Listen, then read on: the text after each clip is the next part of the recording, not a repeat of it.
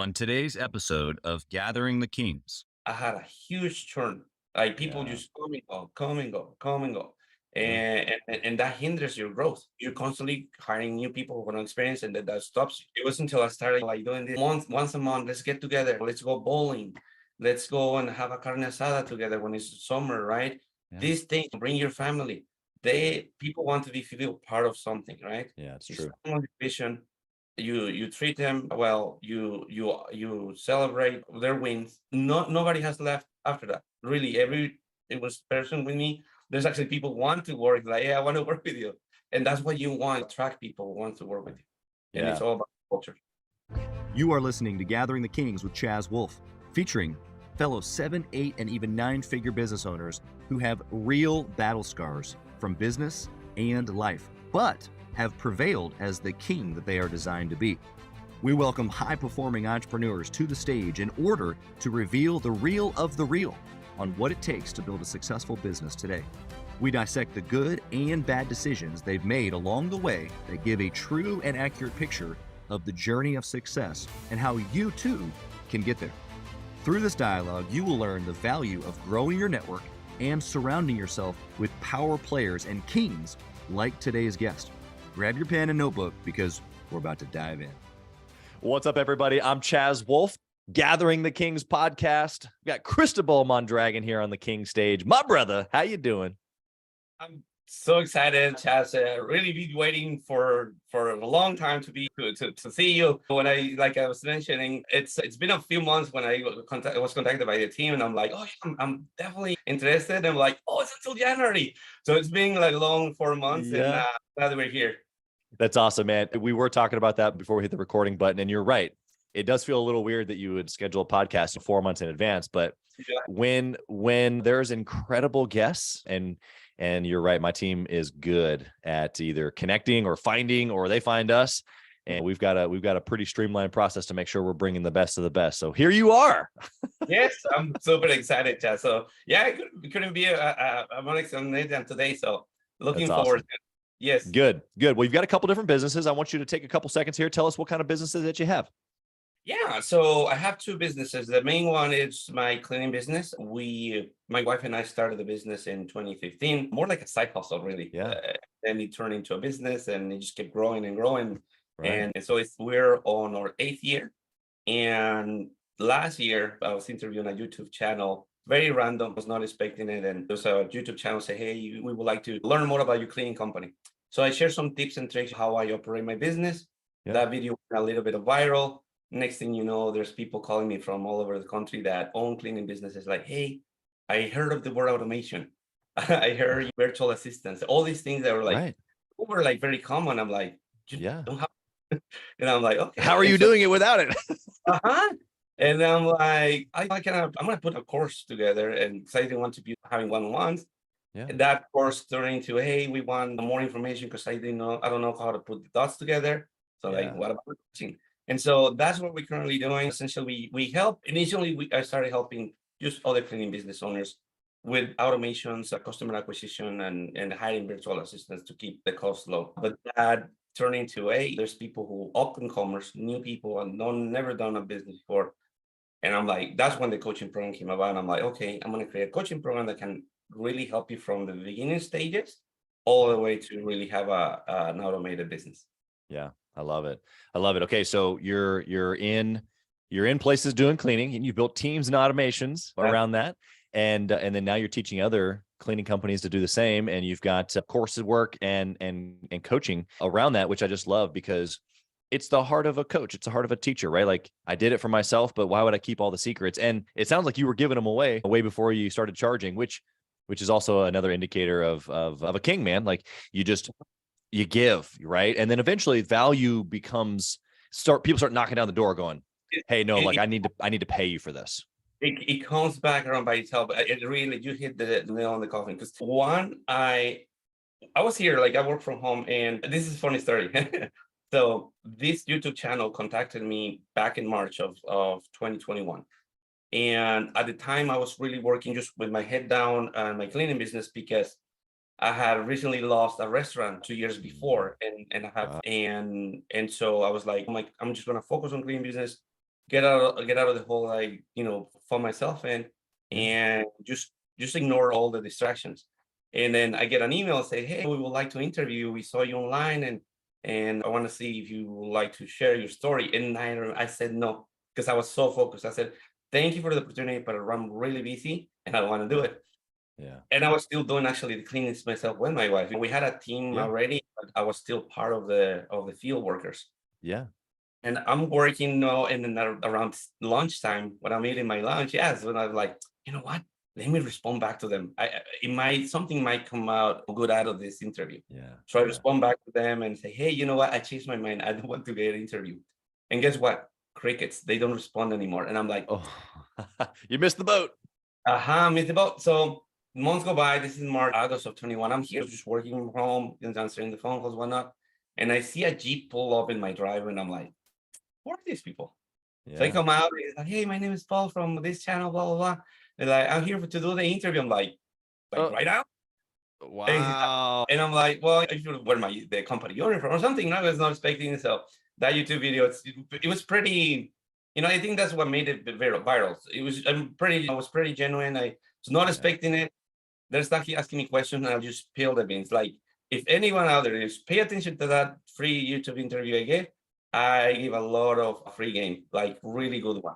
And that's what people got into. Like, wow, if this guy is giving all this free game, if I pay him, like maybe he can What's give the me. next level? That's right. Exactly. Yeah, I think that there's a mindset, and we'll move on to your story here. But you're making such a great point. I want to make it clear to the listener. There's tons of free value. YouTube, as you mentioned, you can find pretty much anything that you need.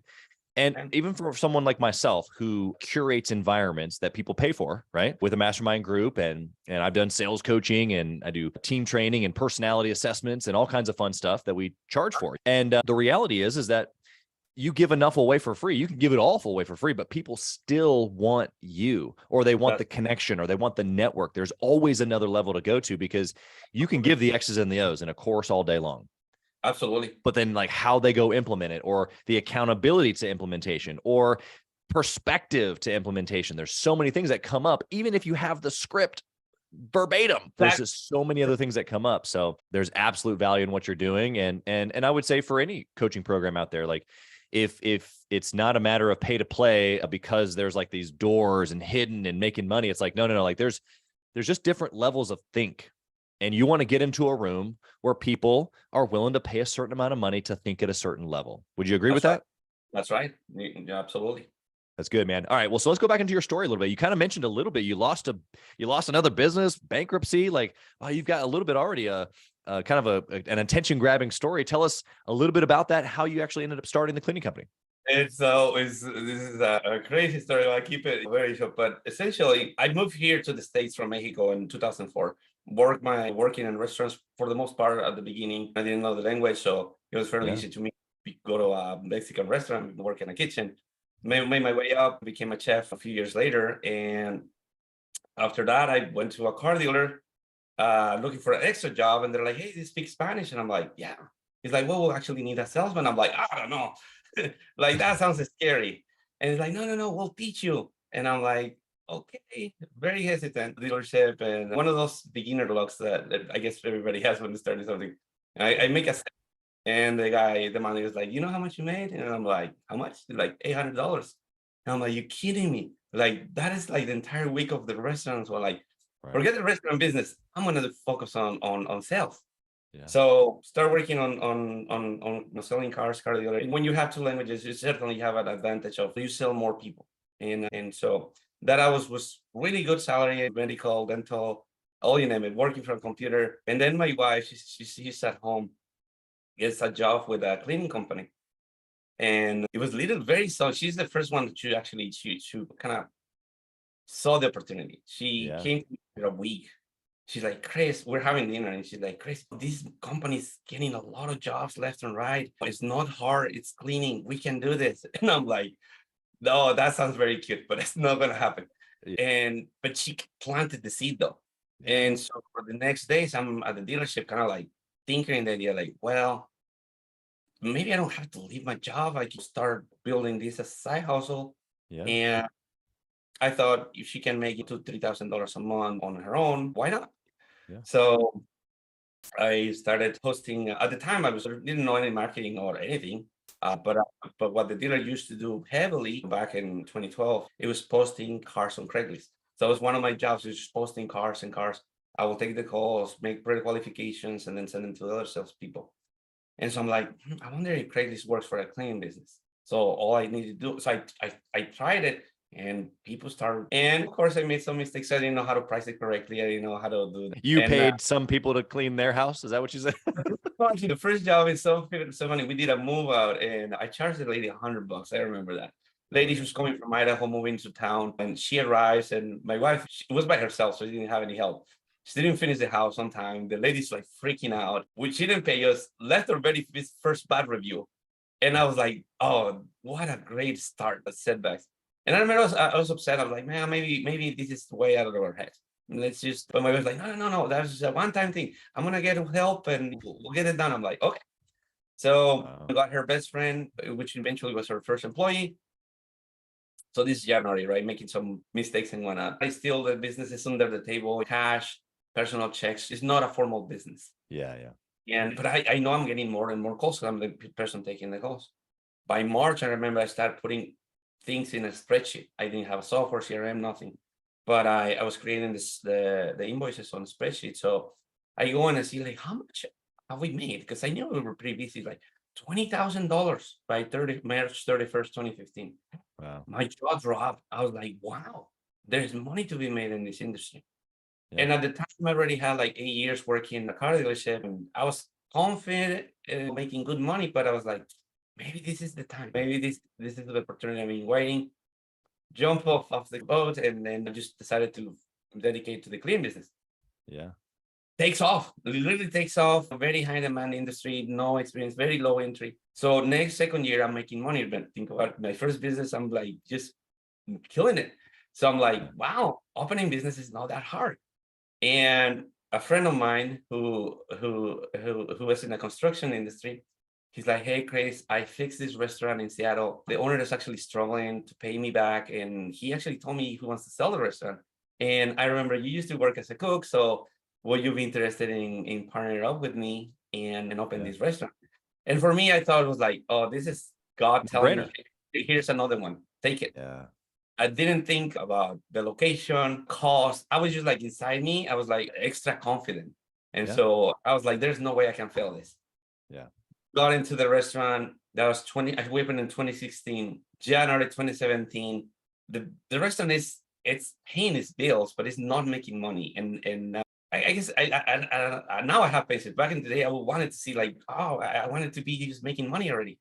So I'm presented with another opportunity where I used to buy the groceries and the meat. There's this big store where I will get this the food. They're selling it on payment, and I'm like, this is it. I'm gonna get that. I mean, but this time I don't have any funds now. I'm literally just grabbing my credit. So I'm like, you know what? I'm just gonna grab the credit cards. I'm gonna buy that business, and because I have now the supplies, the food, meat, everything, I can buy it all lower cost, sell groceries here, and then take the meat from there to the restaurant as well at better cost. So for me, it sounded like a good idea in plain view. And I'm like, 3 businesses, this has to work. And didn't. It really just went downhill from there. Now I'm not making enough income to pay the bills. I have 25 people on payroll on the cleaning company, another 12 in the restaurant, and another 5 in the store. Right. And every day I will just go and red numbers here, red numbers. Just it was just very overwhelming. I remember. Oh yeah. So end up closing the store, sold the restaurant. Really just trespassed it. Like I remember for $20,000. Like just take it. Just take it.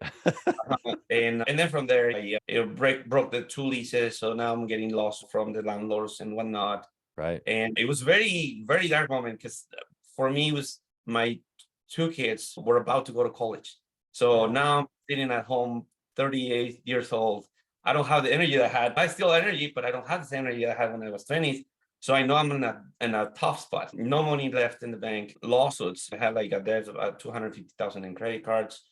I owe payroll taxes on all the businesses. amounting to Yeah. 80,000. So it was really, really dark. I thought about going back to Mexico, like forget about it. I don't want to know of anything. Think about Yeah. moving to Canada, just nothing. But it was like, you know what? When I went to bankruptcy court, like, hey, we're gonna let you keep your business, the rest, the cleaning business. One, because there's no assets. We sell service. So There's nothing they can take. nothing they can take. And I'm like, okay.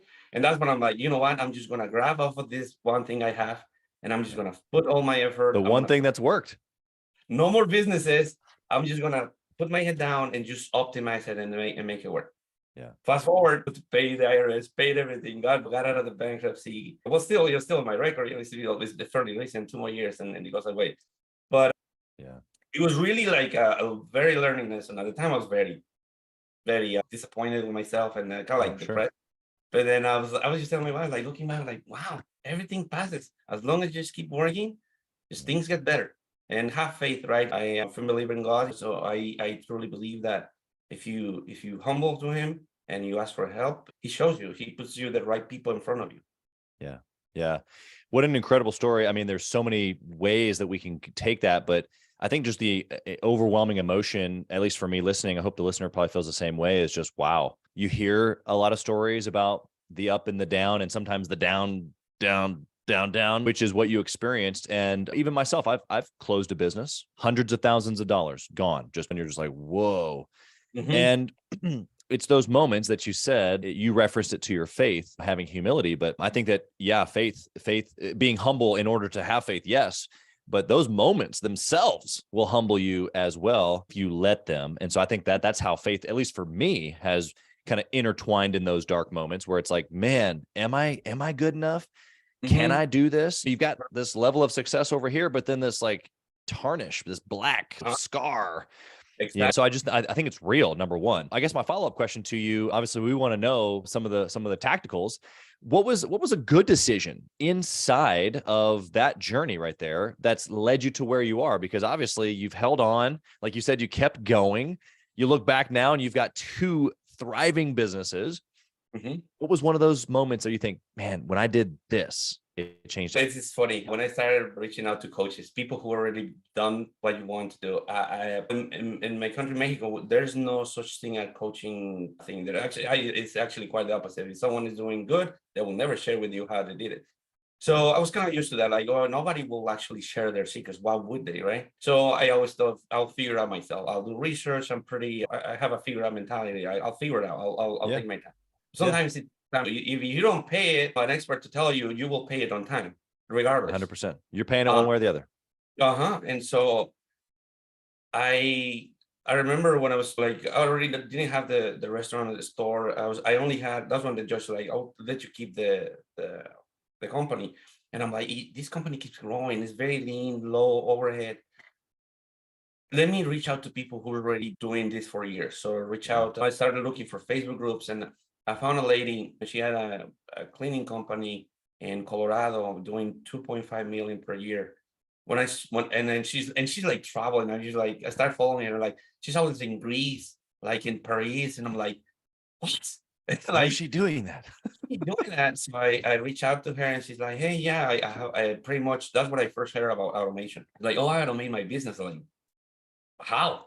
And she's like, oh, using email marketing. At the time, it was just email marketing and using software. At the time, she was using Infusionsoft. Now it's called Keep, I believe. And she had this crazy sequence for every lead that came in, and you will get nurtured.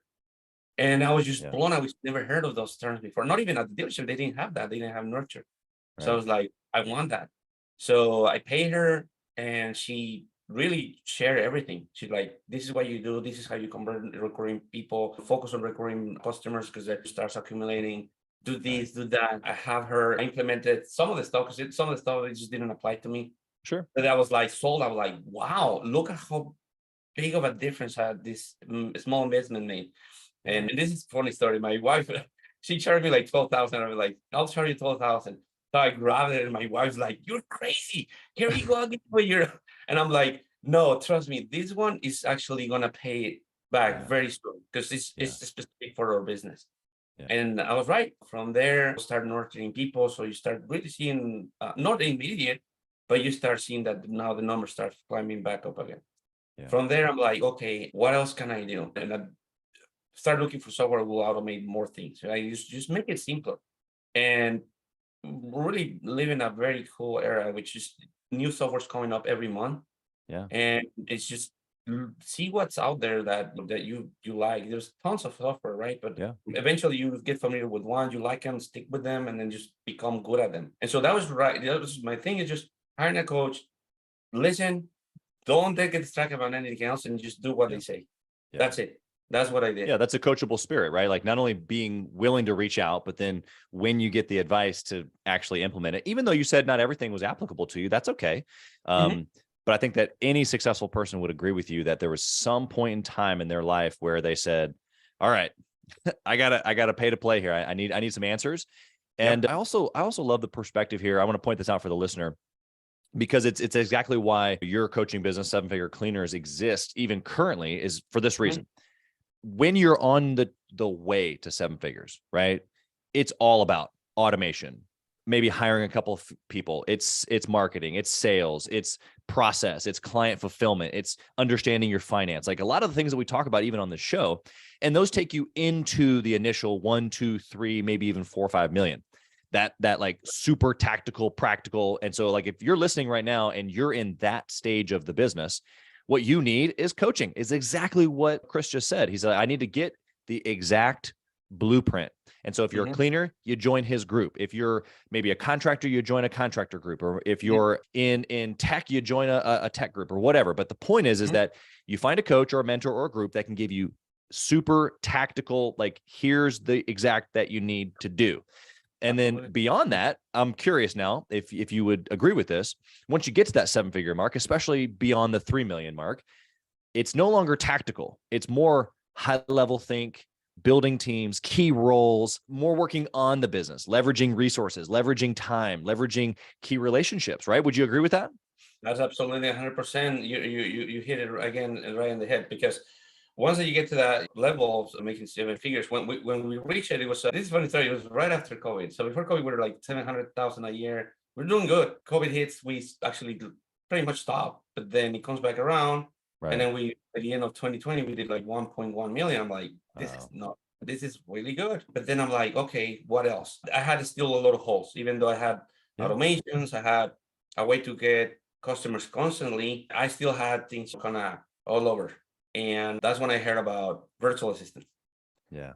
And I already heard the term before, but in my case, I was afraid because of the fact that we collect credit cards over the phone. So I was like, I don't know, what if something happens? And Yeah, there's I'm like, liability there.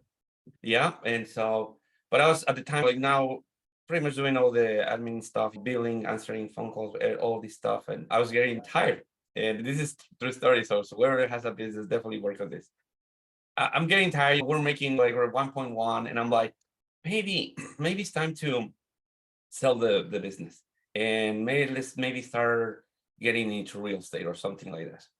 And I look for a business broker, and this business broker pretty cool. His name is Aaron. We had a lunch together, and I tell him, okay, so I'm looking to sell my cleaning business, and we're doing 1.1 million per year. So for me, that number was like very important. That for them, like, oh, it's gonna give me that, or like, or Yeah. 1 point that or whatever. Right. And he's like, okay, so how do you get customer? How do you do that? So hey, pretty normal conversation. And it's like, so you have like your SOPs, everything. How do you have that? It's like, is it manuals? Is it digital? I'm like, you mean like if Uh, you don't have that? He's like, so how do you run it? And I'm like, well, you just kind of like orchestrate everything. yeah. And he's like, well, that's a problem. And I'm like, what are you talking about? Yeah. He's like, because essentially, if you want to sell it, you have to come with the business. Like nobody Yeah. else knows how to run it. Just like you need SOPs. And I'm like, well, I have some. And I'm like, no, I'm talking like a something like from A to Z A machine. machine. Literally. It's like, as it sits right now, your business is pretty much worthless. Like, you got to be kidding me. And Yeah. I'm like, nobody will want to buy this because only you know how to run it. They would be buying your job, right? And Per- when someone buys a business, they're not looking to buy a job. They're looking to add a business to their portfolio. That's right. So that was like, wow, let me go work on that. And I knew this is the funny story though, because I knew this, it was important years before, but I always just kind of like Yep. whatever. Don't have time. Busy. Busy, exactly. So that's when I'm like, okay, in order for me to do all that and still run the business, I need help. Gotta be had no experience whatsoever when it comes to a home service business, but she used to work in the banking, Okay. credit card sprouts and refunds. And so I'm like, oh, you used to deal with people and calm them down, work with Yeah. them. Yeah. I'm like, you're hired. And then she brings, because she had like corporate skills. She's like, oh, Chris, we should start doing this. We should start doing that. And all of a sudden she's teaching me. And I'm like, wow. Helping you And build the business. and then she's like, let me start doing everything. You look, every step that we do, let's just record. And we use Loom, pretty simple. I used to think like, oh, maybe we need a crazy software or no, Loom, $10 a month. And Just hit we record. do everything. Just and it's there. It's there. And then eventually there's nothing out of your head. You can hire people and then they can see it. Oh God. When that happened, that was when I truly felt like I passed this threshold. Not only did I was able to put the SOPs, everything together. It allowed me to step out of it because remember I was still doing everything. Now I have a VA that does everything for me, and I'm like, oh wow, I should have done that a long time ago. And I was on my own way. And I was like, it's crazy. And so and then once that and when you put SOPs into it, that's when you start. Now we're reaching like 1.6 million. So that's what we did last year, 1.6 total. And so it just everything kind of falls into place. Yeah. Well, congratulations. First off, I mean, to do 1.6, first off, less than 9% of all businesses do $1 million or more in revenue, right? That's why we have this show kind of crux on 7 figures and above. But to do it in cleaning services, like I just want to just like highlight that for a half second, because I'm pretty familiar with home services. I even was on the marketing side of home services for a very, very long time. And the cleaning business specifically, I mean, first off, there's a dime a dozen. Anybody can go grab a bucket and a mop and some soap. So you have competitors everywhere. So building a brand and building a business in that industry hardly doesn't exist. I mean, you've got some of the big franchise names and stuff like that, but for the most part, it's Aunt Susie or Uncle Joe. And that's right. And so for you to be able to do that, I just want to kind of just give you a second of a limelight there. It's pretty incredible. So in the midst of all that, though, I want to know, is there a skill set, or maybe I didn't say that right, a habit, maybe a characteristic trait that you have looking back in your journey that you've already shared with us that unexpectedly kept you from success? I have the answer. It's the sales skill. Okay. When I was a person, we all sell. This is something I learned. Like we all sell, but when you tell someone like, "Oh, you have to sell," there you go, like, "What?" Like it's selling is not really. This is what I also learned at the dealership. Like it's really not convincing anyone. It's just more persuading in a decision that they already have. Right. Yeah. That's what you're doing. And when I saw that, I was like, I was afraid. Like I was asked. I went to that dealership asking for a job, and I was thinking washing cars, car lot boy, or maybe service department. And when the guy's like, "You speak Spanish?" I'm like, oh. He's like, "Well, we want a salesman." I'm like, hold on, Tiger. I don't know. It just sounded intimidating. Right. I'm glad I jumped in because it's not even that hard. It's just meeting people. You have to become a good listener. If you listen, then you can answer them, and then they feel trust. You connect, you feel trust, you have that trust, you establish the trust, and the sale comes. That's it. And so for me, it was, I guess I should have done, or I guess start doing more like into sales longer before, because I was just stuck in a job that never pushed me to do that or meet people. I was very enclosed. Yeah, no, that's huge. I think there's a lot of, on a personality assessment, it would be like a craftsman, not necessarily someone who crafts things like a tradesman per se, but although that still applies, this personality, like you described, is very like linear. Like I'm good at this one thing. I don't want to mess with the sales, and I don't want to talk to people, and I'm just good at this. In this case, cleaning or whatever the service or product is. But man, those skill sets you just talked about around sales and communication. Yeah, you got to sell and communicate with clients in order to grow, but what about your team? You got to be able to communicate and lead people there, and you got to sell them on the vision. You got to sell them on the next move, and you got to sell them on increasing your prices because the value that you have on the back end is worth it. You're selling all the time, to your point. Is absolutely correct. Yes, even your team needs to be all on the same page. This is also I learned about creating a company culture. And the dealership when I work in, they didn't have a company culture. It was like everybody just up for themselves. So Yeah. when I had my business, like as long as you just pay them, they should be fine. No, I had a huge churn. Like people Yeah. just come and go, come and go, come and go. Yeah. And that hinders your growth. You're constantly hiring new people who want to experience, and that stops you. It wasn't until I started like doing this once a month. Let's get together. Let's go bowling. Let's go and have a carne asada together when it's summer, right? Yeah. These things bring your family. People want to be feel part of something, right? Yeah. It's You true. start on the vision. You treat them well. You celebrate their wins. Nobody has left after that. Really, it was person with me. There's actually people want to work, like, yeah, I want to work with you. And that's what you want, attract people who want to work with you. And it's Yeah. all about culture. Yeah, it's a king mindset, right? Like we on this show, we talk about this transition from warrior to king quite a bit, but this mindset that you just described of changing the focus to transactional and just getting what you want, or kind of just getting the deal done, or getting to the next level, just very transactional, is that we have to go to a place in our thinking where we serve, right? And it's not about me anymore. It's about them, and it's about their family, and it's about me curating an environment where they want to be and where they want their family to be. Because then ultimately what that does is it solves my hiring problem. It solves my bad experience, bad reviews with my client problem, or whatever it is on the backside, because I've taken good care of my people. But the mindset has to change first. It has to be servitude. It has to be, as a king, I don't just demand, I'm serving, right? And that seems backwards sometimes, but I think it's becoming more and more widely accepted. Would you agree with that? Absolutely, 100%. You have to be able to give, really be share, and then be open. Like again, if you become a good listener, you'll go very far. A lot of people just really talk, but they don't like, and then they're very hardcore, like hard headed. They don't listen. Like if you listen, and then you'll understand how people attitudes and whatnot, and you become a people person. Like you know how to talk to each different person. So you have to be a good listener. So yeah. Yeah. All right. Well, inside of this cleaning business and or coaching business, I want you to think about both for a second. And I want you to tell me what the most important trackable number is, the KPI, the one thing that if you could only track one forever and ever, what would it be for you?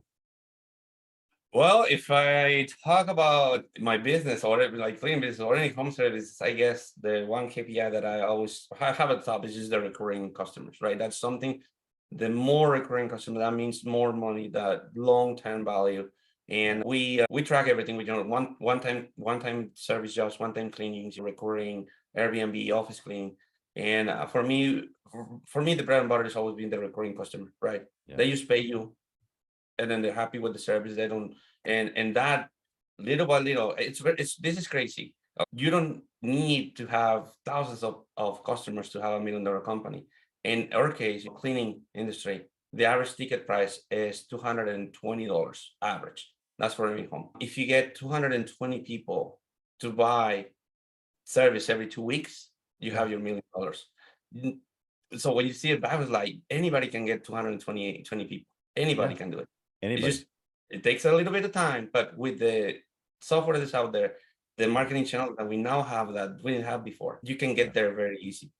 Yeah. I love the goal, but then also just the reverse engineer. I do the same thing with all of my targets. And I think people just need to hear that sometimes. There's people that I've followed for years that kind of break that down and you go, okay, well, what's $1 million? Well, it's $1 million one time. It's 83,000 a month. You can, however you want to break it up. It just makes it so like, no, like, oh, it's like $1 million. Just I'm like, there's no way I want to be able to reach that. Yes, you can. All you just need to do is break it down and then see what you need to do. So very achievable. Yeah, I love that. What book would you recommend, Chris, for a business owner trying to grow? Oh, the very last one I read is 100 Million Offers by Hormozi. Yeah, I've read other books, right, that they're pretty good when it comes to marketing, right? Yeah. And but that book, the way he explains it, I think he applies for any business. So for me, that will be the number one for now. Yeah, it's an incredible book. I've gone through it a couple of times, and the last time I went through it, I was a little bit more detailed and actually followed it along. It's funny, one of the coaches that I spent a lot of money with is friends with him, and I've tried to get that joker somewhere near me, pay to have a lunch, speak at an event, but he, from what I understand, he's pretty much cut off all that, and he's focused on growing his portfolio. And Mhm. And maybe one day Maybe one day. I'll be able to grab his attention. So Yeah. No, he's pretty smart dude, and the way he put it into the book, I enjoyed it. I was like, that's very actionable. You can do that, and so yeah, I think that is a must have. And then I think the other one will be the compound that really applies to what I said. Use little changes, 1% better every day. yeah, Keep doing it, right? yeah, And I think that one for any business owner is compounds over time. Just being it does.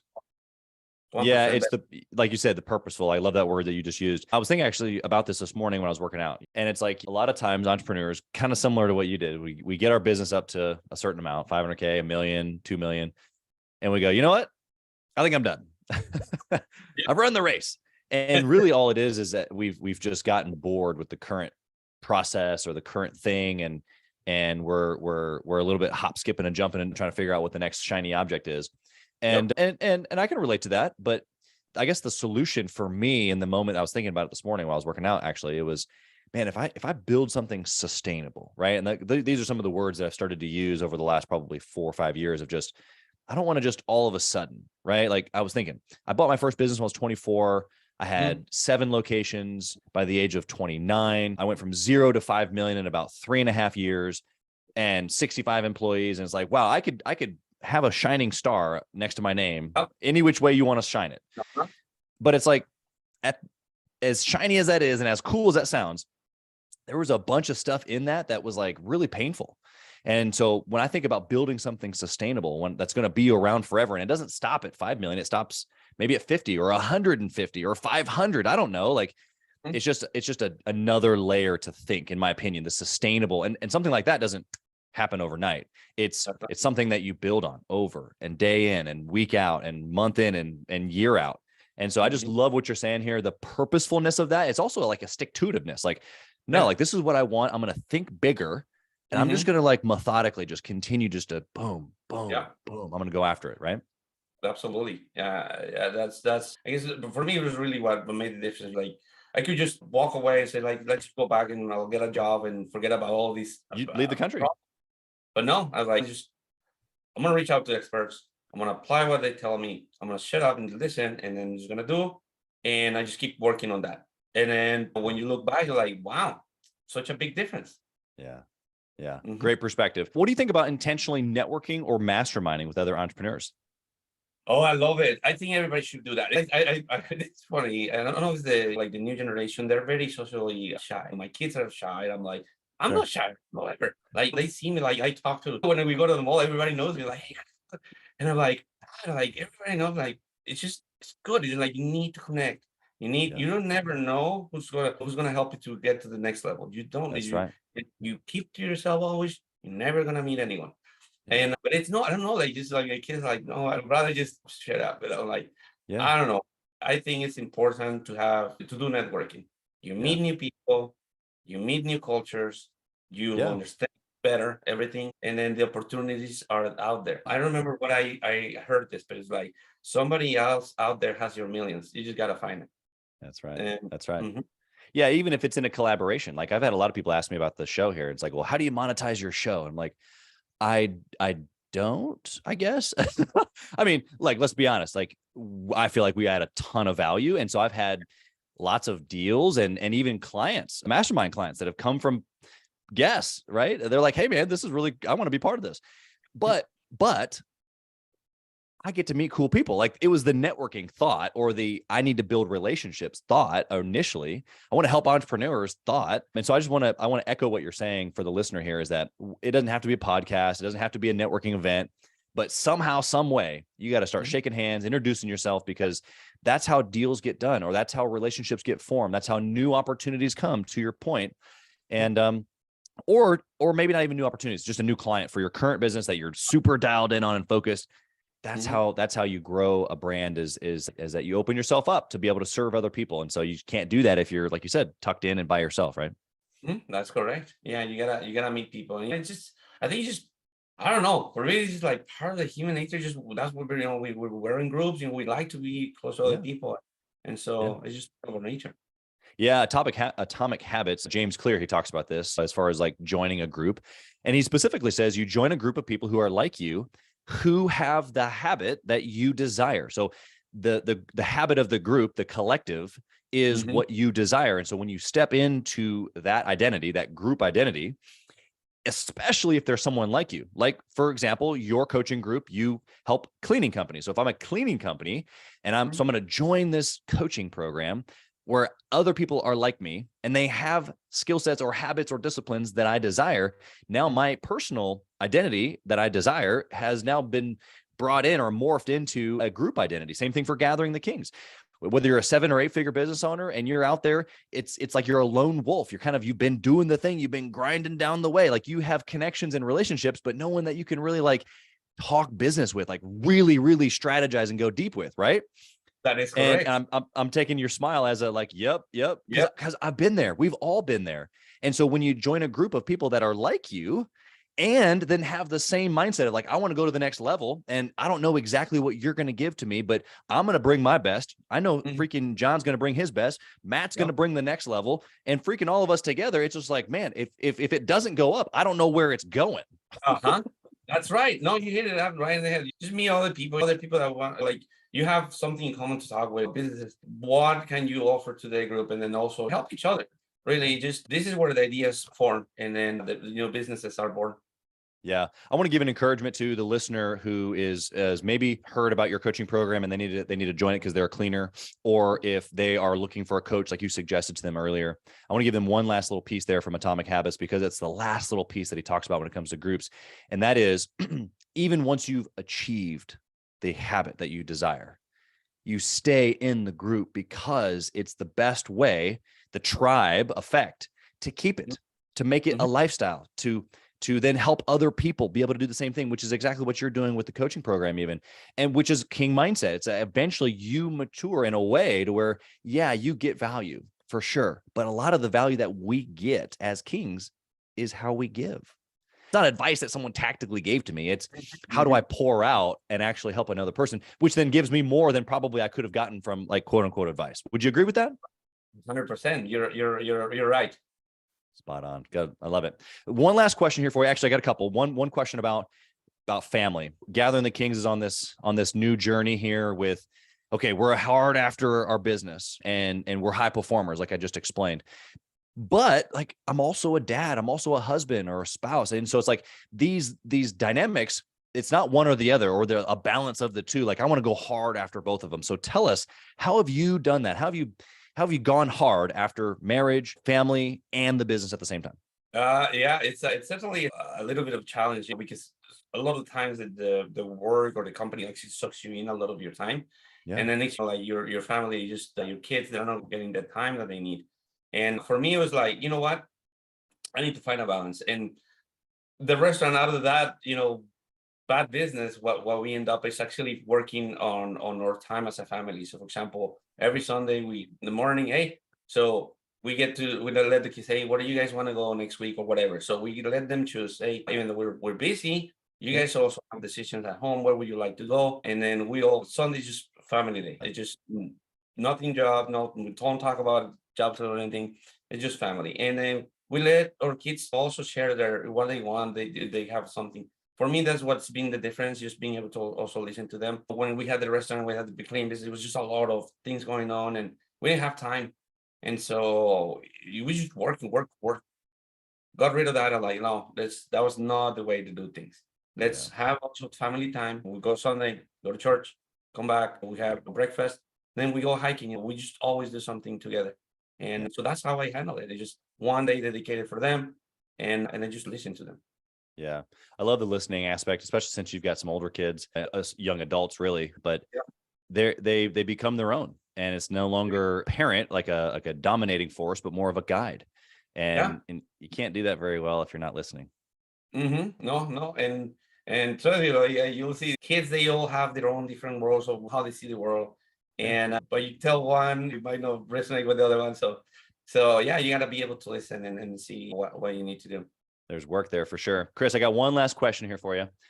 If you could whisper in the younger Cristobal's ear, what would you say? Learn English. Oh God.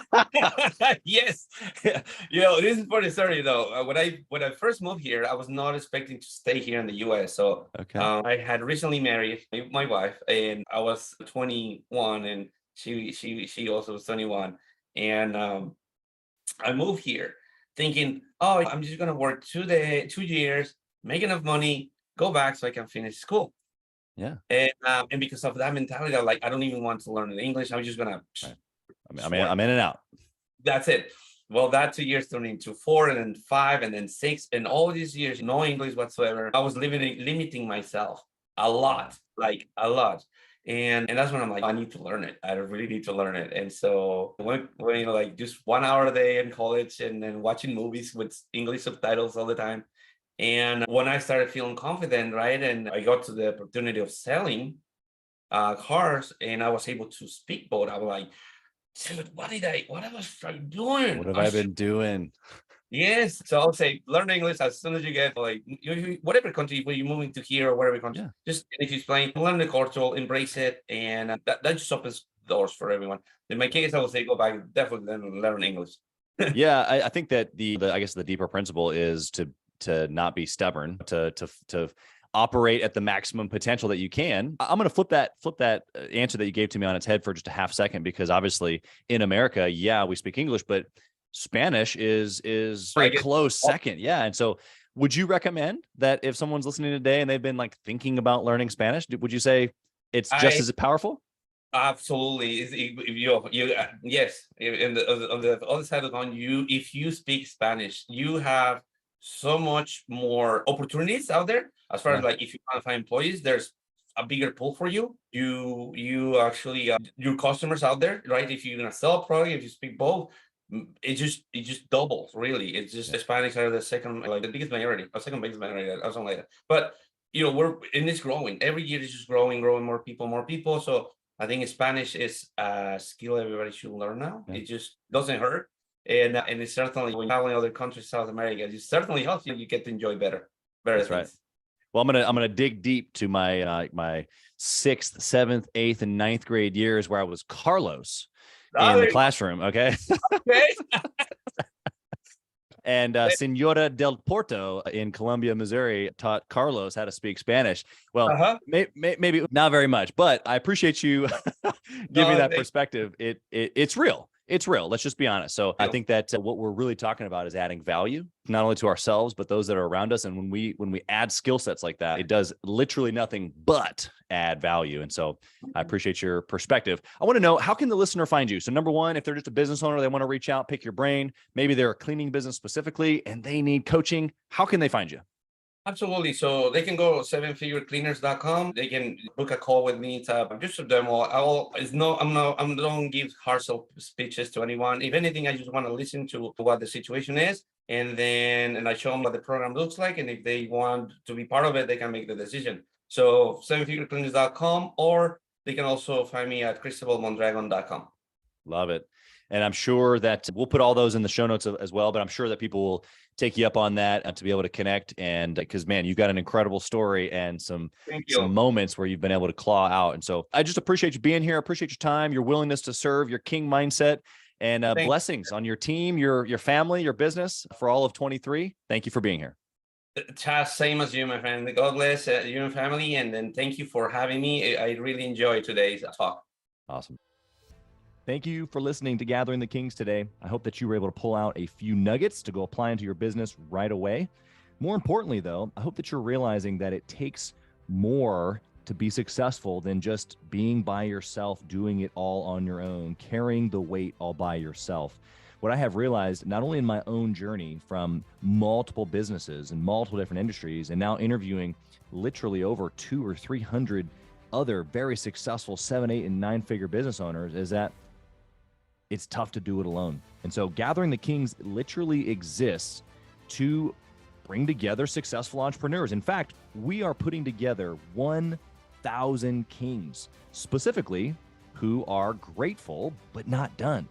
We're intentionally assembling kings who fight tooth and nail for their business, family, and communities. And here's what we believe: that in the pursuit of excellence in those areas, that it ignites within us the responsibility to govern power and forge a lasting legacy. So if that relates and resonates with you, and you know that you need people around you, sharp, qualified, other very successful business owners, I want you to go to gatheringthekings.com. I want you to take a look at what we're doing and see if it makes sense for you to be part of our pursuit to 1,000 kings. Talk soon.